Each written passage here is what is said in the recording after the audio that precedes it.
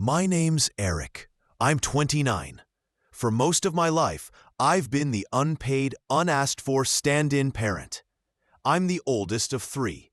When our parents drifted into a pattern of long hours, excuses, and absence, I stepped in. At first, it felt temporary. I drove my siblings to school when I was barely old enough to drive myself.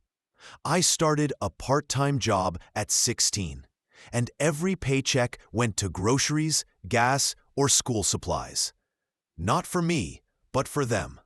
I told myself it was family, that this kind of sacrifice was what you did. But over time, those sacrifices stacked up until my own life began to vanish beneath them. It wasn't only the money. It was the emotional labor too. Late-night talks when my sister had her first heartbreak, covering for my brother when he skipped class, making sure birthdays still felt like birthdays even when our parents forgot. I became the constant they relied on, and I wore that role like armor. Even when it left me exhausted, I missed out on things my friends experienced. Weekend trips, college parties, even serious dating, because someone always needed me. I convinced myself it would be worth it, that one day they'd see what I'd given up. The problem with giving without limit is people start to take it for granted. Kindness becomes expectation. I began noticing how my siblings spoke to me. Instead of thank you, there was about time, or you should have done that already. Any attempt I made to focus on my life was treated like an inconvenience. When I mentioned thinking about moving out of state for a better job, my brother scoffed, "You can't leave us. That's not an option." My sister added, "Seriously, Eric, don't be selfish. We need you here." I laughed it off at first, but that conversation planted a seed of doubt. Was I selfish for wanting my own life? The thought haunted me at night. I started replaying moments when I swallowed my pride or gave up opportunities. The scholarship I turned down because it meant leaving home, for example. I realized how often I'd silenced myself for them. The breaking point began small, as these things often do. One Sunday, I told them my work hours were about to ramp up because of a big project, and asked if they could help more around the house. Maybe cook dinner a couple nights a week. My sister rolled her eyes while scrolling her phone and muttered, "You act like we owe you something." My brother laughed.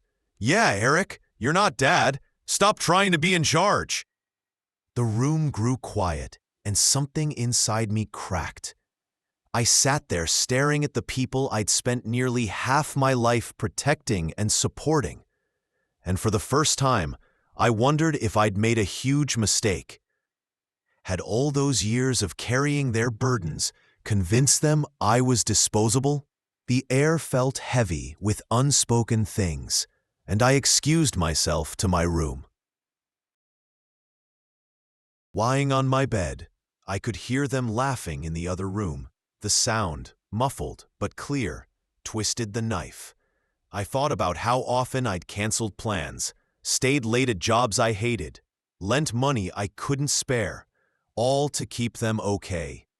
Yet when I hinted at needing even a bit of support, they mocked me. It wasn't just disrespect. They had recast me as someone who existed solely to serve them, not as someone with dreams, struggles, or worth. That night, I barely slept. I kept returning to the same question. What would my life look like if I stopped? If I pulled back everything I'd given? What then? I wasn't ready to answer, but I was no longer afraid to imagine it.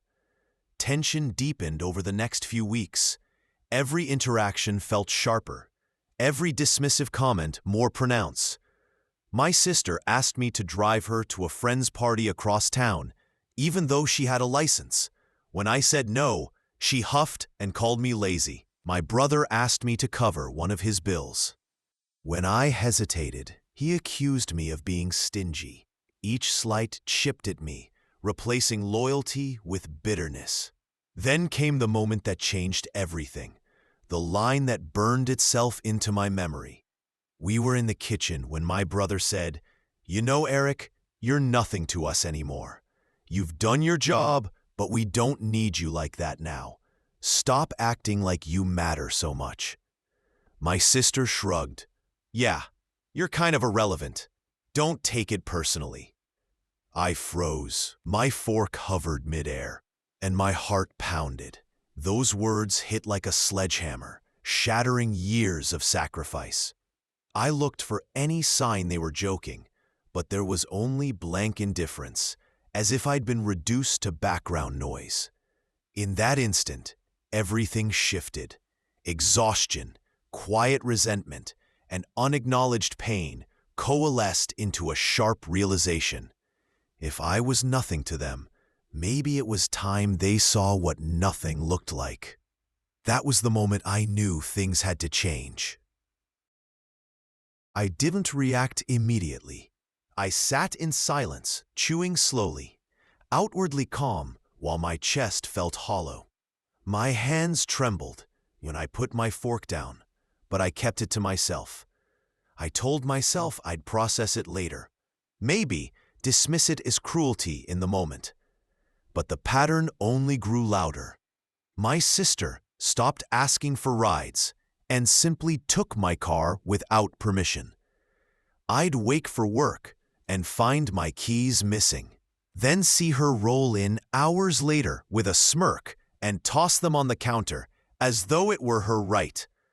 When I confronted her about asking before taking something that wasn't hers, she shrugged. "Relax, Eric. You don't even use your car that much. Why are you making a big deal out of nothing?" The tone wasn't apologetic. It was dismissive, as if I was unreasonable for setting a boundary. My brother got bolder with money. He had a job, but every paycheck seemed gone the second it arrived.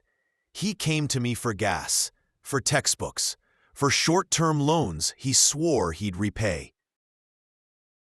Weeks stretched into months, and the IOUs piled up higher than I could count.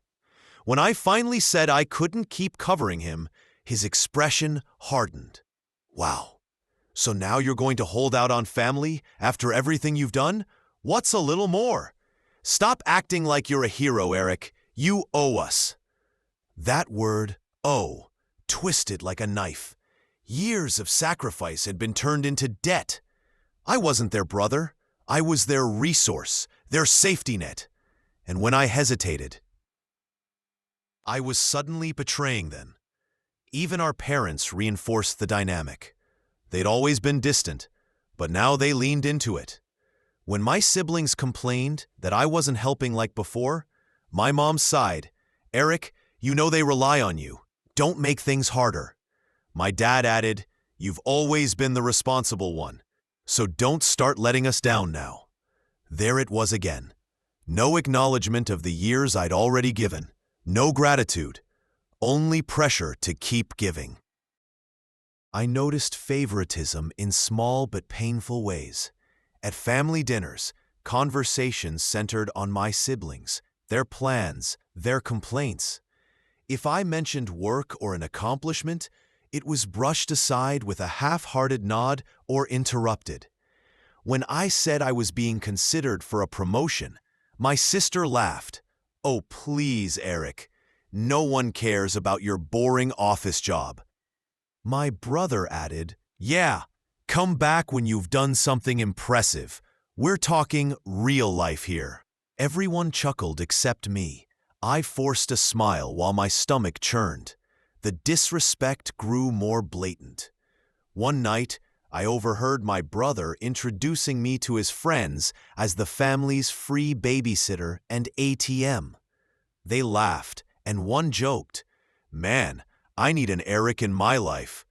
I stood in the hallway, listening as they reduced my identity to a joke.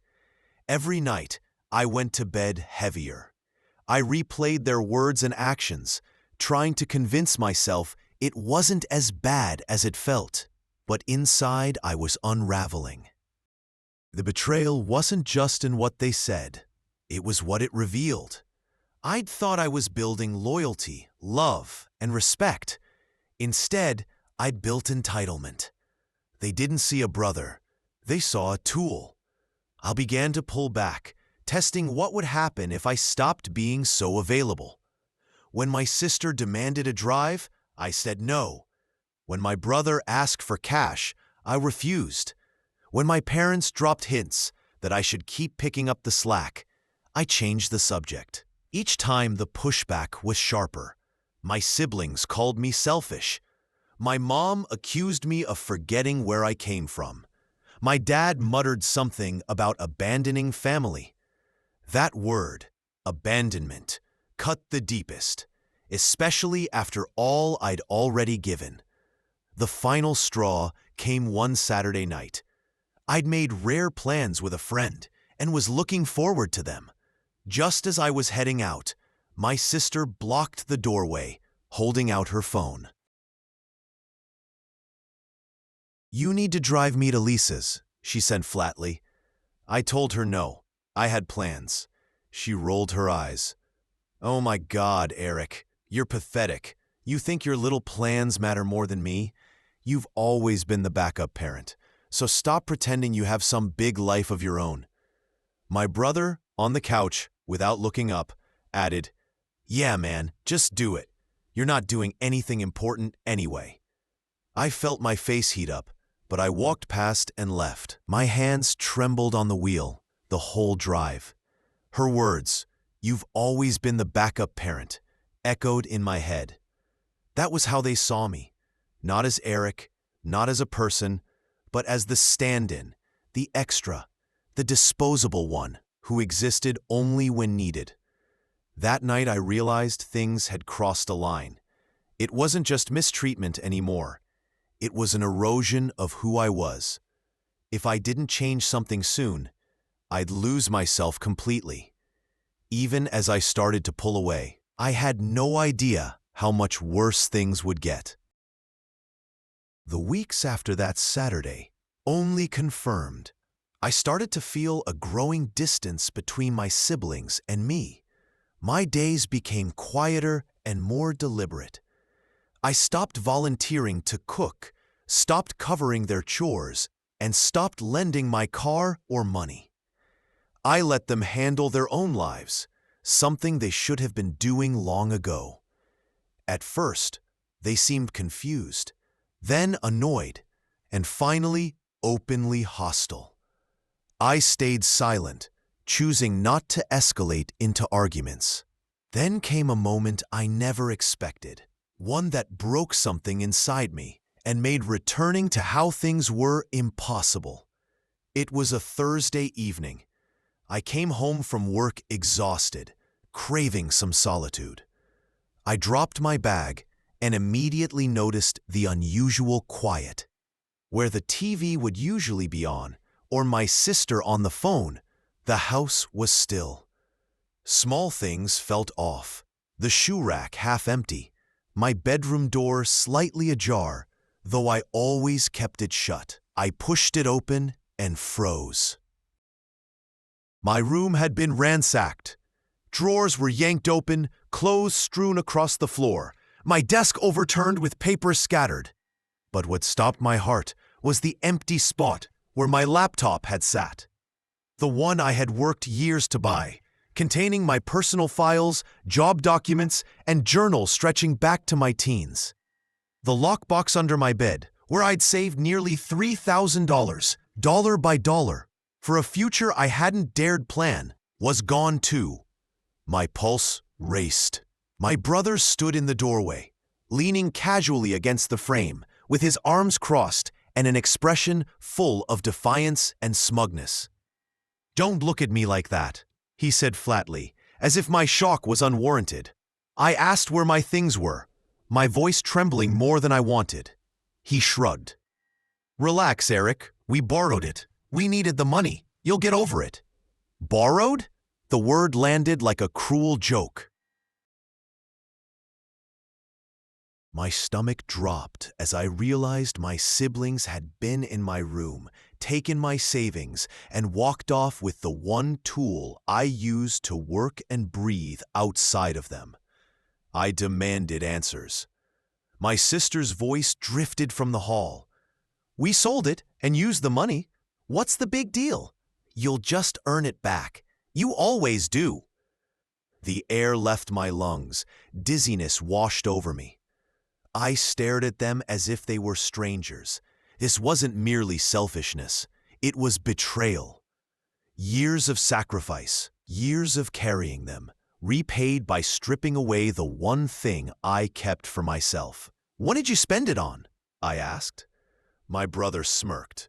"Bills, clothes, a night out. Doesn't matter. It's not like you needed it." I wanted to scream, to shake them into understanding. But I only stood there in stunned silence while they turned away, dismissing me like a child having a tantrum. That night, I locked myself in the ruined room and sat on the floor amid the mess. There was no shouting match, no dramatic confrontation. The anger folded inward, heavy and suffocating, pressing me into silence. For the first time, I felt like a stranger in my own home. The days blurred.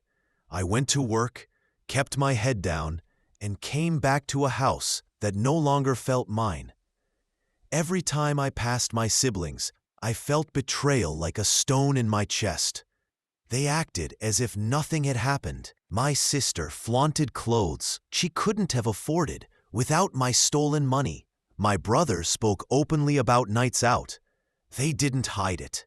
Worse, they seemed to enjoy my quiet, mistaking it for weakness instead of restraint. I stopped eating dinner with them. I started locking my door. Not that it would have stopped them before, but it gave me a sliver of control. My appetite waned. My energy fell away. I'd lie awake at night, mind racing through a decade of memories. The times I paid bills, drove them places, defended them to teachers, covered for their mistakes.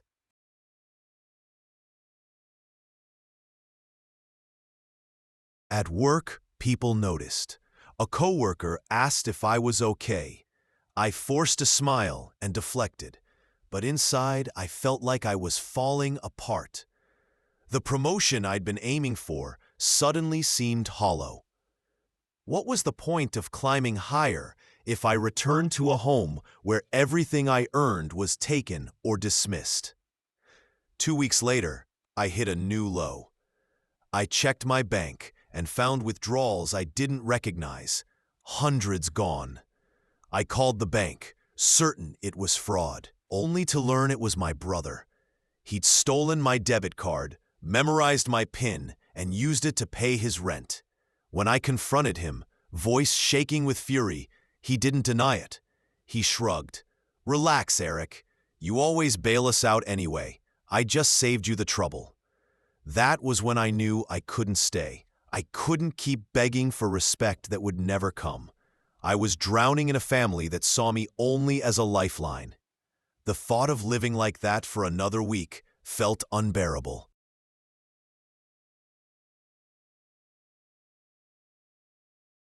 So I began planning quietly. At night, instead of replaying betrayals, I researched apartments, small places far enough away that they wouldn't knock. I calculated deposits, rent, a few months' worth of food. My savings were gone, but I still had a job. With each paycheck, I siphoned whatever I could into a separate account they didn't know about. It wasn't much, but it was mine. I started decluttering in small ways, packing away things I didn't use daily, selling items online for cash. I told them I was cleaning, but actually I was preparing to leave without a word. Each small act felt like fresh air. It didn't erase the pain, but it gave me direction. The hardest change was emotional. I stopped confiding in them and stopped caring about their approval. When my sister bragged, I no longer played along. When my brother mocked me, I no longer defended myself. I became quiet, detached, almost invisible. They didn't notice. They assumed I was sulking. In truth, I was building walls they couldn't breach. One night, folding clothes into a box hidden in my closet, I caught my reflection. I looked older than 29, tired, but there was something new in my eyes. Resolve. I wasn't the backup parent anymore, not their scapegoat or safety net. I was Eric, clawing my way back to myself. Still, I grieved what I was leaving behind, the family I thought I had, the love I believed would someday arrive. That grief cut deeper than anger, but beneath it, a stronger feeling grew. My life didn't have to revolve around their demands. I was at rock bottom, yes, but for the first time I could see a path forward. Little did they know, every quiet step I took was bringing me closer to a moment when they'd finally see what their lives looked like without me. It's strange how quickly things change when you stop pouring yourself into a black hole. The first weeks of withdrawal were the hardest. I felt hollow, but I stuck to my plan. Every paycheck, I set aside a portion into the hidden account. Initially, it was small, barely noticeable, but watching that balance grow gave me something my family had taken for years: hope. I cut unnecessary spending, not because I enjoyed deprivation, but because each saved dollar was a step toward freedom. Work became refuge. I threw myself into projects, volunteered for tasks others avoided, and stayed late. Not because anyone asked, but because it gave me purpose beyond my family's demands. My boss noticed. One Friday, he stopped by my desk. "Eric, I don't know what's gotten into you lately, but keep it up. You're becoming one of the most reliable people here." The irony wasn't lost on me. I'd been reliable my whole life, just never for myself. Within a couple of months, the promotion I'd started to doubt was offered outright. It came with a raise, not life-changing, but enough to speed up my escape plan. I accepted with a steady voice, and when I returned to my car that evening, I gripped the steering, I turned the wheel, and let out a shaky laugh. For the first time in years, it felt like my sacrifices were paying off, but not for them, for me. I started to repair parts of myself I had long neglected. I reconnected with friends I'd drifted away from. At first it felt awkward. I felt ashamed for disappearing for so long. But to my surprise, many welcomed me back. "We figured you were just busy with family stuff," an old friend said over coffee. I nodded. I didn't correct him, but a pang of guilt hit me for the time I'd wasted. Sitting there laughing about old memories, I felt more alive than I had in years. I even began trying things I'd always wanted to do. I signed up for a gym membership, something I never would have considered because of the cost. I started running, lifting weights, and watched my body change little by little. It wasn't only physical, it was symbolic. Every mile, every rep, felt like shedding years of burden I'd carried for others. At home, the shift was obvious. My siblings grew restless when I stopped catering to them. My sister complained the fridge was empty. I just shrugged and told her she knew where the store was. My brother tried to guilt me into covering his bills again. And when I refused, he called me selfish. The more they pushed, the less their words affected me. They bounced off the armor I was building. Some of the most satisfying moments came when my absence was undeniable. One evening, I came home to find my sister crying because she'd missed a party. Nobody was there to drive her, and she hadn't learned the bus schedule. My brother received an eviction notice, because he hadn't paid rent without my help.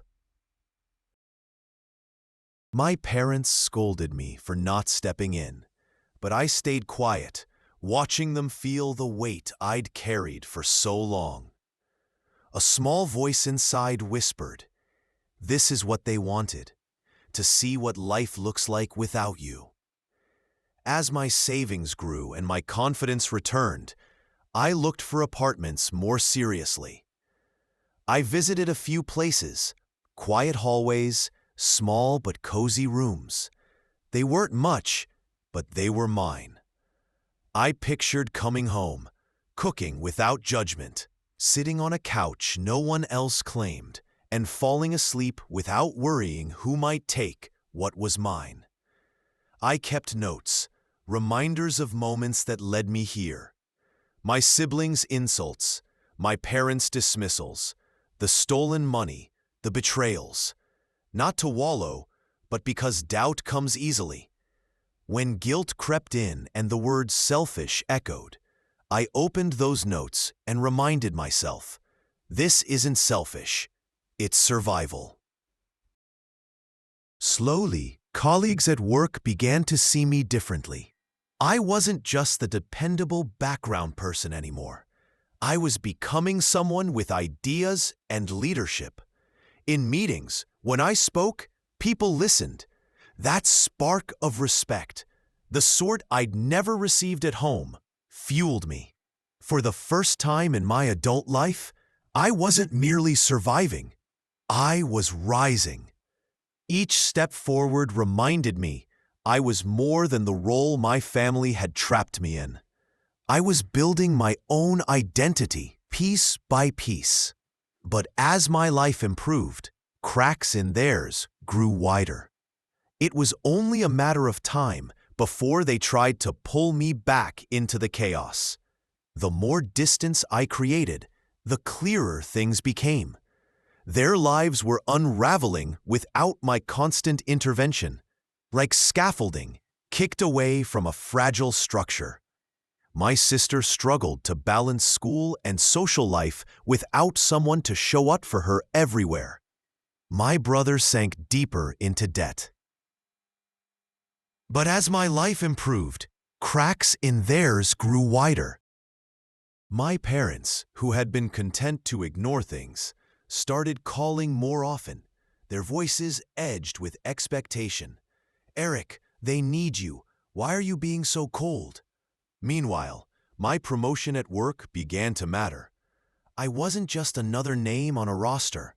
I managed small teams, coordinated projects, and sat in meetings where real decisions were made. New connections meant people who saw value in me and treated me as capable, not disposable. One senior manager, Mr. Dalton, took an interest. He was blunt but fair. After a long day, he pulled me aside and said, "You've got potential, Eric. Don't waste it.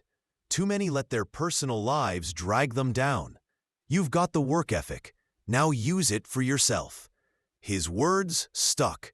For years, my work ethic had been weaponized by my family, turned into chains.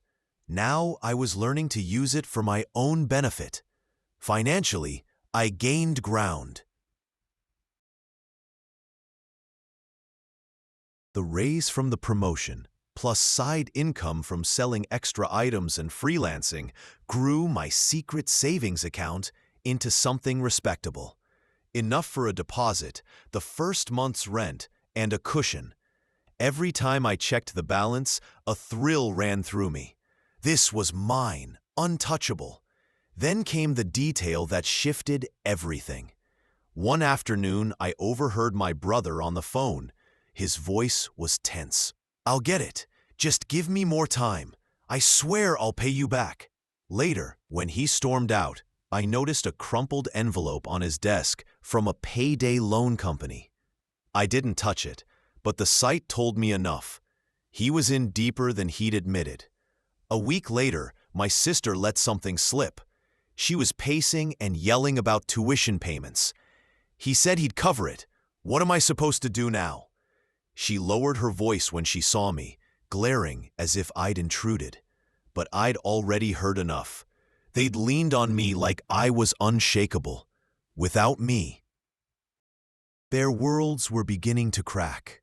While part of me still ached with the old instinct to save them, another part, the part betrayed too many times, recognized something else: leverage. At work, my role expanded faster than expected. Mr. Dalton invited me into strategy sessions, meetings where the future of projects and careers were shaped. I wasn't just present, I contributed. The more I spoke, the more people listened. For the first time, I realized I had power, not forceful, but quiet, undeniable influence. It all came together one evening when I visited the apartment I'd been eyeing. The manager showed me a small, clean one-bedroom with sunlight pouring through the windows. I stood in that empty space, imagining the furniture I'd choose: food in a fridge no one would take, a desk where my laptop would sit untouched. It wasn't just a place to live, it was freedom. I left with an application in hand and a lump in my throat.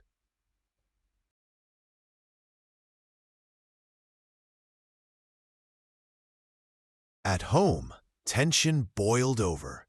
My siblings became more aggressive with demands, cornering me in the kitchen, accusing me of abandoning them, trying to guilt me back into the role they thought I owed them.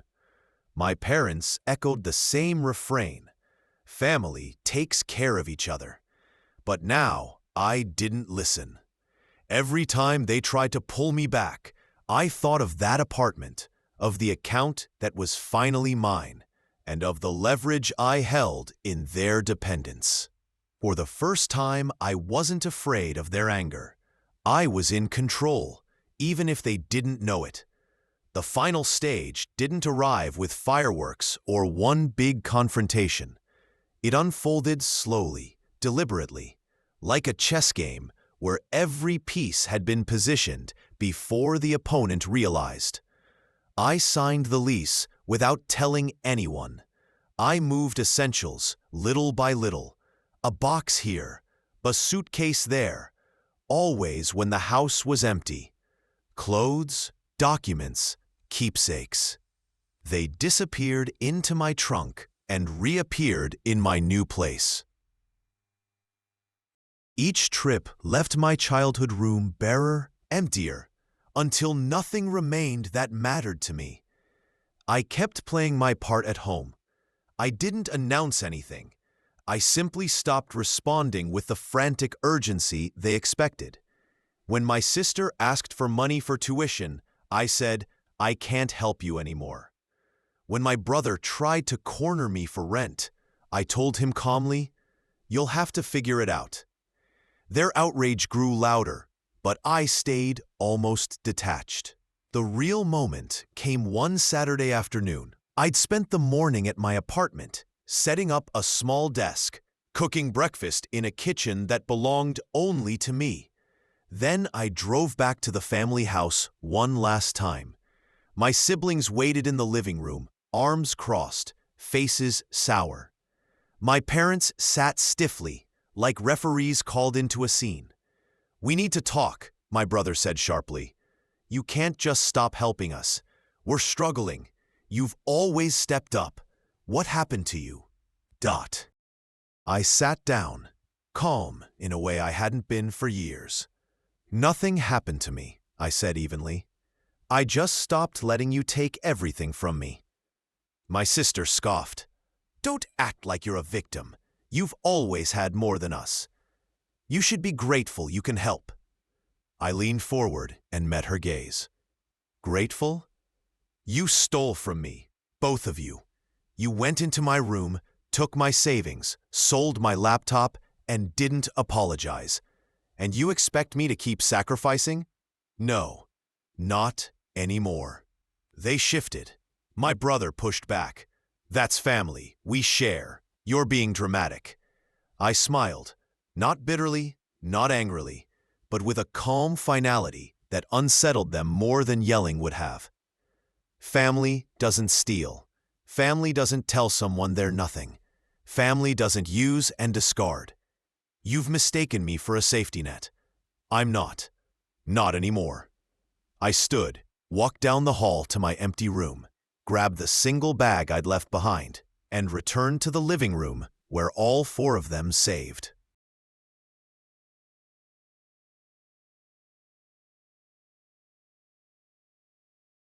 Confused. "What are you doing?" my mother asked, voice trembling. I set the bag by the door and faced them. "I'm leaving. My life isn't yours to drain anymore.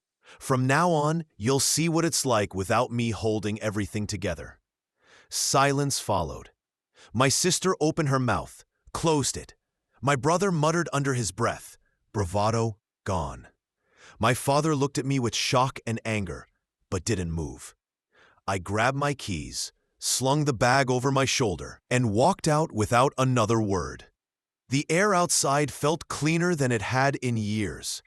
That night in my new apartment, with the faint hum of the fridge and city lights through the blinds, I ate alone at my small kitchen table. For the first time in years, the silence didn't feel heavy. It felt like freedom. The revenge wasn't loud, but it was perfect. Letting them live in the world they'd told me I was nothing in.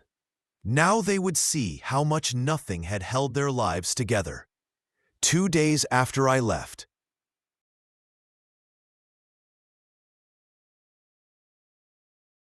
the first call came from my sister, panic in her voice. "Eric, they're threatening to drop me from my classes if I don't pay the tuition balance. You need to help me. Please, just this once." I listened in silence. For years, her crisis would have been mine to fix. Now I felt only quiet detachment. "You'll figure it out," I said finally. "You're smart. You'll manage." Before she could argue, I hung up. My brother called next, sharp and angry. "The landlord's serious.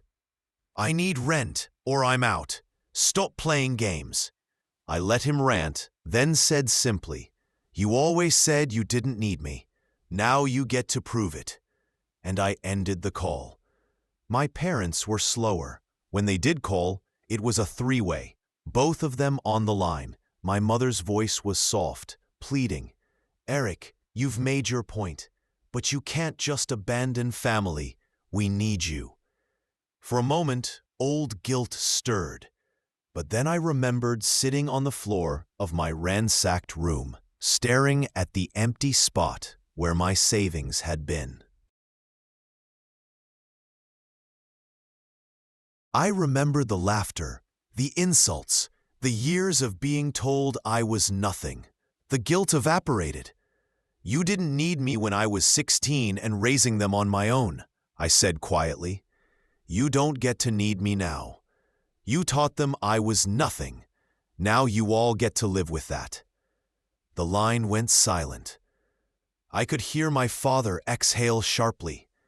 My mother tried one last time, voice cracking. "Eric, please, you can't cut us off." "Yes," I said firmly, "I can." And I hung up. After that, the calls came more often. Angry accusations, guilt trips, even threats. Then they turned to pleas. Finally, they dwindled into silence. I heard through a mutual acquaintance that my brother had been evicted. My sister had to drop out for a semester, and my parents were struggling to keep the house. Without me, the cracks became gaping holes. The scaffolding was gone. The structure they'd leaned on for years had collapsed. Meanwhile, my life flourished. My apartment became a sanctuary. I decorated it slowly, each item a symbol of independence. Work went well. With my focus freed from the constant demands, I thrived. My health improved and friendships deepened. For the first time, I started dating seriously, something I'd never allowed myself before. Months later, I passed my parents' neighborhood on the way back from dinner and glanced at the old house. The yard was overgrown, paint peeling. It looked smaller, almost pitiful. For years, that house had been the center of my world, where I'd given everything. Now, it was just another crumbling building. I didn't stop. I didn't need to. As I drove away, I felt a weight lift off my chest and something lighter replace it. Peace. The revenge wasn't loud. It was silence. It was absence. It was letting them live with the void of everything I'd given without thanks. They wanted to see life without me. Now they had. And as I pulled into my apartment parking lot, city lights